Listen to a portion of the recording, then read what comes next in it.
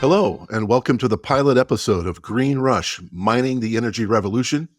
I'm your host, Matt Watson, founder of Precious Metals Commodity Management. I'm based in California.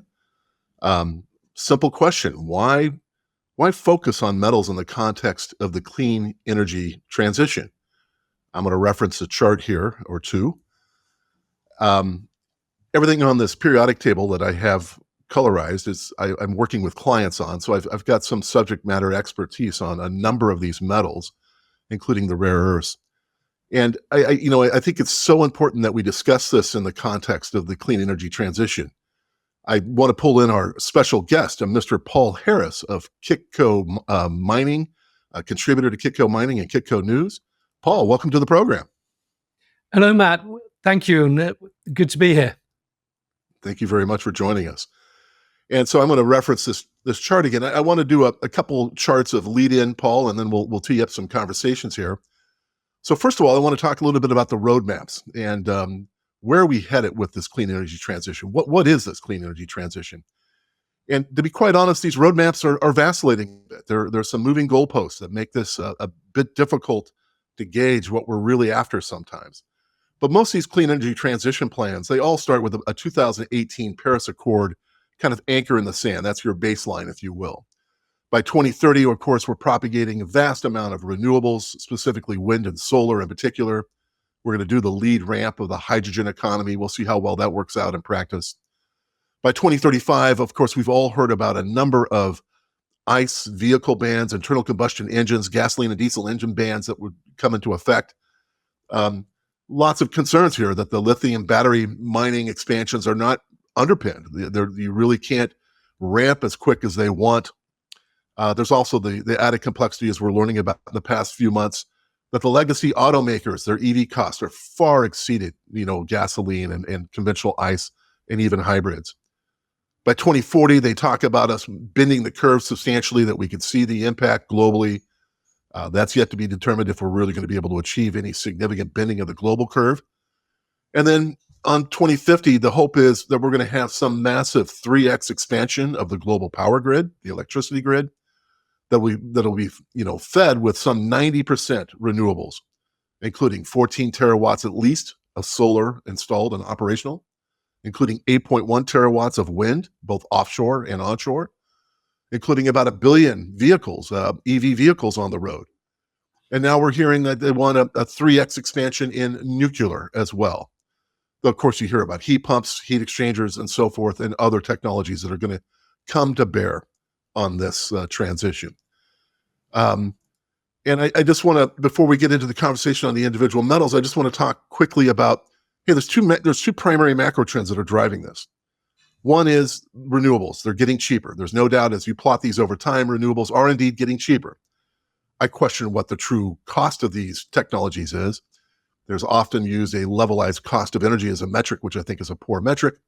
In any event, they set out a plan for us. IRENA, the International Renewable Energy Agency, they laid out showing a 2018 baseline where 86% of the grid was conventional fossil fuels, 14% of the grid was renewables. They set out a roadmap that in a roadmap that was published in 2018, they said by 2050, we're going to get this to 23% renewables. Well, that roadmap didn't last very long. We weren't bending the curve enough. Quickly, they came back with a revised roadmap in 2021 where they said, now the goal is 74% of our global grid needs to be renewables. Well, that plan didn't hold but a year before they changed it to 90% of the grid needs to be these renewables, including 70% of that, the lion's share, being these variable wind and solar sources. And so that's a large part of the roadmap, is just driving these renewables.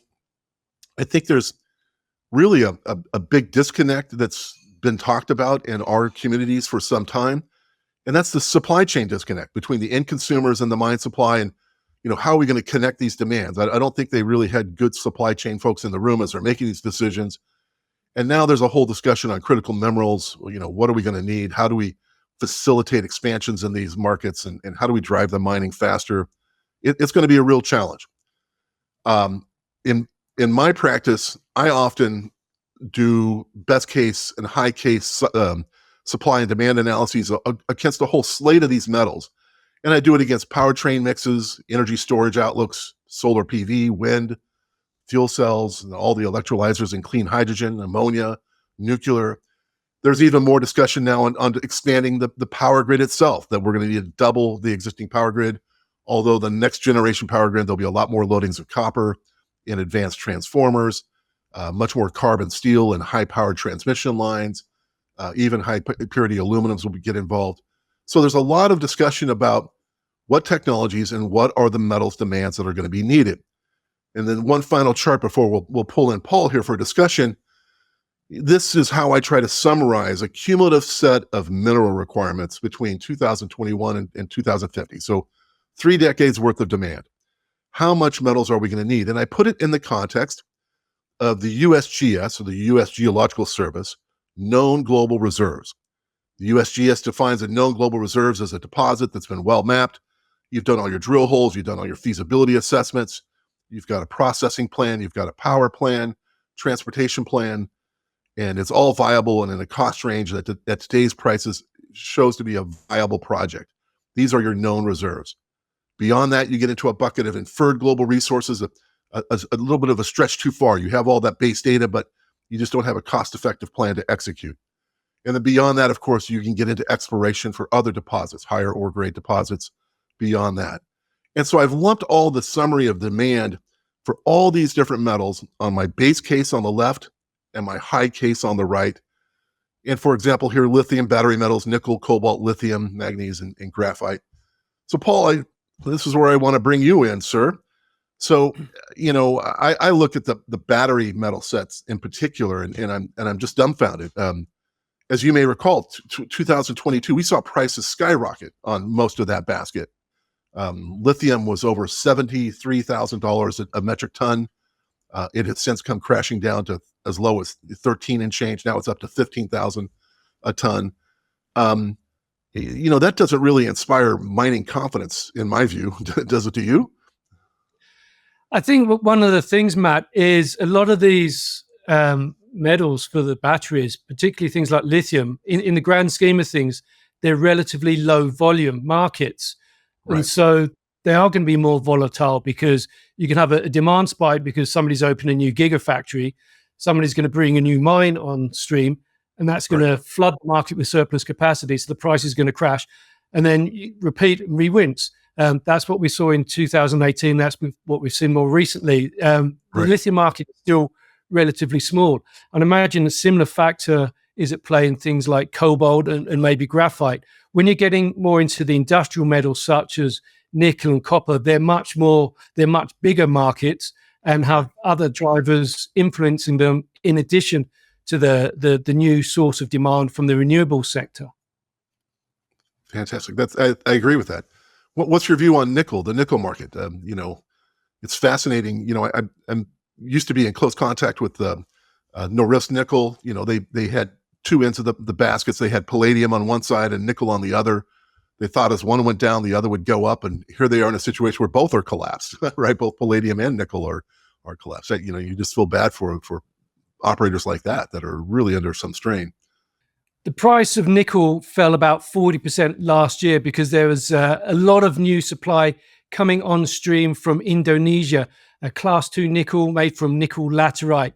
So this had the impact of really driving down prices. As a result of that, a lot of the more established players have started to mothball the production capacity of their class 1 nickel sulfide because literally it just cannot compete on price. So this is creating some new tensions and dynamics in the marketplace, and a lot of new questions are emerging because of this. Principally, if the world wants energy transition, if the world wants clean metals, what is it going to do to get it? So it comes into issues of availability, cost, and how clean is the metal. As an example, Rio Tinto Chief Executive Jacob Straussholm said the capital markets are not rewarding companies for being low carbon producers. And therefore, if the world really wants to decarbonize, there needs to be some kind of value available, whether that's in premium pricing tax incentives, or some other things. Andrew Forrest, chair of Fortescue Metal Group, has gone a step further, and he's pushing the LME, the London Metals Exchange, to effectively create a new contract to distinguish between the cleaner Class 1 nickel sulfide products and the dirtier Class 2 nickel laterite products, so that there can be some price differentiation. Fantastic. I couldn't agree more with everything you just said. You look at the nickel, market also from just the emissions and ecological impact. I get very concerned about some of these Indonesians and Papua New Guinea mines that are controlled by the Chinese. As you know, when there's a nickel pig iron or there's an iron element, there's two paths to process this. You can either do a second smelting step to get rid of the iron, or do a high pressure acid leach process, which leaves you with a very light and fluffy 5-micron mine tailing. Now, in Indonesia, with all the rainfall and seismic activity, that's not very good for tailing dams management. And so, the cheap path that the Chinese processors have chosen is to dump these mine tailings directly into the oceans. And Lord knows what the ecological impact of that is. I think the UN is still studying that, on an ecological basis. What are the impacts of that environmentally? And so, lots of concern about the clean nickel, and quite frankly, we aren't rewarding the Class 1 nickel enough. Where it doesn't have the iron to begin with. It's a lower emissions process to process that. So it does seem like the market is a bit backwards in how it manages these premiums and this. What are we looking for in these metals? And then it goes into sorts of bigger issues. In addition to the ocean dumping the tailings, the mines in Indonesia are open pits. They're effectively clear-cutting jungle to build these mines. Indonesia's power grid is largely coal-fired. The material gets shipped to China where it's processed, and that's a largely coal-fired grid as well. So the nickel coming out of this has a very high carbon content. I absolutely agree. Let's talk a little bit, lithium. I'm hot on lithium. Elon Musk keeps, in all these interviews that Elon does, and he does many, far more than you and I do, Paul. He's always talking about the amount of, lithium and materials in the Earth's crust. And he's absolutely right. There's plenty of lithium on the planet. It's not an abundance issue, but the problem is just getting the mining to turn quick enough to ramp that product. And, you talk to Benchmark Minerals Intelligence, one of the brighter analyst firms in that lithium battery space. And, they're hot on just the sheer number of mines that's going to be needed to meet these demands through 2050. And one of the best vehicles I can see to circumvent what's needed is to go with larger mines and larger deposits. And those are specifically in the brines and the salt flats. And to do this, it's going to take a new extraction technology called direct lithium extraction, presumably one that has very low water requirements behind it. But if you can develop that process and with truly a low water requirement, as opposed to a conventional brine leaching process that takes 2.1 million liters of water for every 1 ton of lithium processed, if you can come up with a very thrifted water application on direct lithium extraction, then I think you can go big in that lithium market, have larger mines, fewer number of mines, and accomplish a much bigger ramp. Would you agree with that? In principle, yes, but I think there's a very meaningful caveat there, Matt, because lithium by volume is a relatively small market compared to some of the other industrial metals. And so because of that, you're bringing on a big mine like you suggest, you're really going to be in that sort of typical boom-bust cycle of mining because, demand will grow up a little bit, somebody will bring a new mine on stream, that will create excess capacity more than the market can absorb for 1, 2, 3 years. So the price will collapse and then prices will rise as demand increases until somebody else builds the next mine and the prices will collapse again. We've seen this cycle repeatedly. It happened in 2018. It's happened more recently and we're still in this. And it's going to be quite a while, I think, before the lithium market grows sufficiently. So this kind of boom-bust aspect is mitigated. Fantastic. Let's go back to our chart here real quick. Let's move on to the next bucket. I have it electrification metals, copper and silver. You can potentially in the future add aluminum in that category since aluminum will be used more in the context of electrical transmission. But copper and silver, quite frankly, from an engineering perspective, are the most conductive materials on the periodic table. And so there's no wonder that these end up, in all forms of wiring and all forms of connectivity, if you will, in the electronics and components world. Copper is a fascinating market to look at. This is a market where I would contend that out of all the different copper analysts, they all basically converge on a pretty similar outlook by 2050, that we're going to need somewhere in the range of 50 million metric tons a year of materials to meet demand by 2050. What's your take on the copper market and where are we headed there? Well, let's start off. I think current supply is about 25, 26 million tons. So that's an approximate doubling of supply by 2050. Right. And the question is, again, what's the availability of metal? It takes a long time to explore for advanced, permit, and develop copper mines. And at the moment, the copper incentive price is not there. Robert Friedland's famously said copper price needs to be around $7.50 a pound to incentivize new production. Copper price is around, $3.90 a pound at the moment, so that's double. One thing is clear, copper producers are not really greenlighting new production. And you've also got the aspects that we talked about before relating to nickel, what's going to be the environmental footprint of that metal, and also who's going to pay for that. Codelco, Chile State Copper Company, dropped plans in 2019 to push for premium pricing for green, clean metal. It said the difficulty of being able to segregate that metal in the supply chain makes it very, very difficult, if not impossible, to do that. Analysis by London Scarn Associates shows that a copper mine can abate about 15% of its emissions through 2040 using technologies that give a positive return on investment. Abatement can get up to 50% if financial performance isn't a concern, which begs the question, who is going to pay for that? So I think while copper is a relatively abundant material, getting it into mines, there's very few development projects in the pipeline. And I don't think the price is there yet to stimulate companies and executives to make those decisions to bring it into production. You've got a lot of execution risk. You've got increasing country or political risk. You've got financing risk. You've got development risk, because these developments often take 2, 3 or longer years to bring into production. And now I think you've got CEO or executive risk, because if they get the timing wrong, that's the end of their career. Right. Well, let's move on and look at another basket down the line, the hydrogen economy. Today, the platinum group metals are essential relative to internal combustion engines and catalytic converters. So platinum, palladium, and rhodium are the three primary PGMs that are used in today's existing legacy auto. But going forward, looking at the hydrogen economy and potentially fuel cell vehicles, platinum, ruthenium, and iridium suddenly become the magic three platinum group metals that are going to be in hot demand. And I show on the chart here, in the context of known global reserves, it's really not much of the basket, and it ends up there's some 150 years worth of known reserves.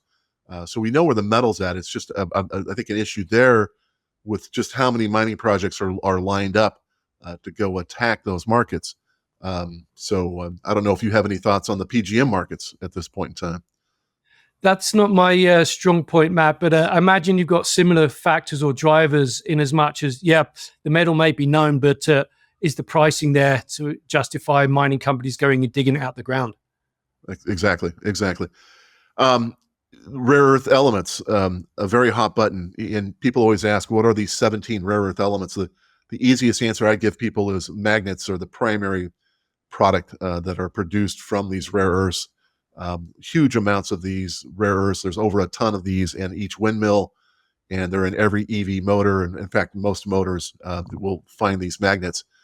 A very fascinating market, one that, again, huge known reserves, some 400 years plus of known reserves of rare earths.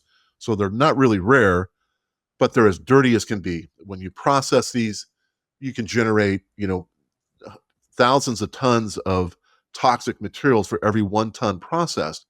And I would contend the way the Chinese are doing this, especially in mainland China, is just as filthy a path as you can devise, but it happens to be the lowest cost path as well. How do other competing mining interests compete with that low cost Chinese stream, that just abandons nearly all ecological concern in how they do this processing? Well, I guess I agree with you, Matt, and you've also got other factors. China is so dominant in this market that it can essentially dictate pricing. And it's shown this over the past 20 years or so in various different mineral categories. And this is perhaps what is informing Indonesia's policy with nickel. Rapidly increase production, bring prices down or force prices to collapse. That puts out of business a lot of your competition. And then subsequently you can raise prices and reap all the benefits and essentially have a pseudo monopoly. Yeah, have a corner on the market. Absolutely. And then finally, let's touch on uranium and the nuclear market. I mean, here we have regulators saying, hey, let's triple nuclear by 2050, a grand claim. But meanwhile, uranium has passed through $100 per pound and is at very high pricing. What's your outlook for the uranium market? I think the uranium market is going to continue to be very strong, Matt, for the reasons you've outlined. I think there's a record number of nuclear reactors under construction, and that's only set to grow, not just in China, but in Europe, North America, and other places as well. So I think the outlook for nuclear and uranium is very, very positive. And I would suspect that uranium or nuclear is going to overshadow some of the other renewable developments because it is baseload power. It is relatively clean compared to the other things. It doesn't necessarily have some of the supply and environmental issues that the other technologies or energy generation sources such as solar or wind power have.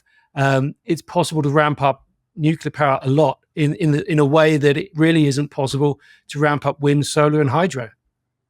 Fantastic. Okay, I think that's a pretty well-rounded discussion. I'm going to refer back to the charts. I want to talk a little bit about where we're going to head each week. Now, this is a program that'll be weekly. There's a number of topics that we want to get into, and just to give you a cross section of some of this, we've already talked a little bit about the roadmaps, some of these moving goalposts. We're going to have a session in a couple of weeks, specifically focusing on silver. And solar is such a large piece of that expanding market. A lot of discussions about how much solar are we really going to need. Not much of the solar panels are recycled. Only about 10% of the streams are recycled. So there's an opportunity there. Wind is struggling, especially offshore wind is struggling for cost. EVs, of course, we're getting into the discussion of powertrain mix and what's holding up this EV transition. The PGM markets we'll get into next week. But the PGM basket is under a lot of strain right now with palladium and rhodium crashing down. The basket has lost so much value, and the future demands for the hydrogen economy require some slightly different metals in that basket. So that's a fascinating market that we'll get into in weeks to come. Semiconductors, the amount of metals, base metals, and precious metals that pour into the semiconductor, it's fascinating. And so we'll have an intelligent discussion with some experts in that field. The hydrogen economy, I'm just fascinated about it. I'm really living through this particular bucket in particular. Just early on, though, the cost just looked unrealistic. The economics just do not seem viable to scale the hydrogen economy is really one of the unfortunate outlooks. Ammonia doesn't sound like a topic that you need to cover, but it absolutely has a role with the metals. We'll get into that. Nuclear, as we were just touching on. And then even the economics of this clean energy transition as a whole, it was very predictable that a lot of these efforts were going to fail for cost. And it seems to me that's effectively what is happening, and that there's a growing momentum, a growing pushback, if you will, on some of these transition topics just being too expensive. And you could put EVs at the top of that chart. And so at this point, I just want to stop. And I want to thank Paul Harris, our special guest this week. Paul, thank you so much for your time and joining us. I thought your inputs and insights were extremely valuable. So I really do appreciate your helping us out this week. You're more than welcome, Matt, anytime. And then next week, we'll continue our discussion. Out of this periodical table where all these metals have a huge demand outlook, there's actually two big losers, palladium and rhodium. We'll take this discussion on with our special guest, Mr. Jonathan Butler from Mitsubishi. So please look forward to that next week. Thank you all for joining us. We look forward to seeing you again. Take care.